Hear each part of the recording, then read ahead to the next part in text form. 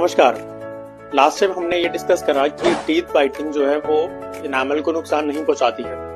Teeth whitening agents किस तरह से वर्क करते हैं और उसके क्या पॉसिबल साइड इफेक्ट्स हो सकते हैं। तो आइए आज हम डिस्कस करते हैं टीथ वाइटनिंग टेक्निक्स पे।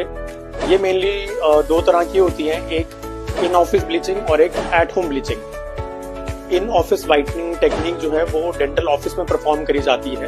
इसमें जो वाइटनिंग एजेंट यूज होता है उसकी कॉन्सेंट्रेशन काफी ज्यादा होती है, अराउंड 25-40% कॉन्सेंट्रेशन होती है। प्रोसीजर के दौरान गम्स के अराउंड जेल लगा दिया जाता है ताकि जब हम वाइटनिंग एजेंट अप्लाई करें तो किसी भी तरह का गम्स को कोई नुकसान ना हो। वाइटनिंग एजेंट का जो एक्सपोजर टाइम है और जो फ्रीक्वेंसी है वो डेंटिस्ट के कंट्रोल में रहती है, जिससे कि जो इनामल है उसको किसी भी प्रकार का कोई नुकसान नहीं पहुंचता है। इसके जो रिजल्ट्स हैं वो भी बहुत फास्टर आते हैं। यूजुअली 1 से 2 सेशंस में टीथ वाइटनिंग के रिजल्ट्स आ जाते हैं जो कि लंबे समय तक रहते हैं।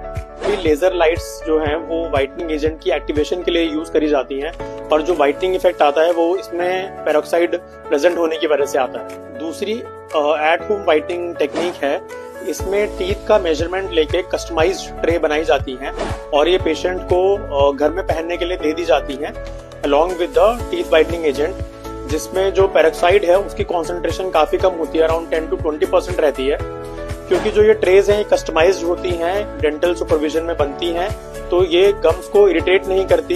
जो सोल्यूशन होता है वो गम्स को इरिटेट नहीं करता, क्योंकि जो ट्रेज हैं वो खाली टीथ के लेवल तक रहती है, ना कि गम्स के लेवल तक पहुंचती है। ओवर द काउंटर प्रोडक्ट्स जैसे कि पेन्स, स्ट्रिप्स और टूथपेस्ट मार्केट में अवेलेबल हैं।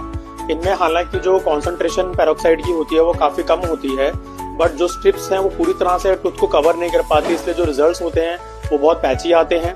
जो ट्रेज होती हैं वो पुअरली फिटिंग होती हैं, जिसकी वजह से जेल के लीकेज होने की संभावना बनी रहती है, जो कि गम्स को इरिटेट कर सकते हैं।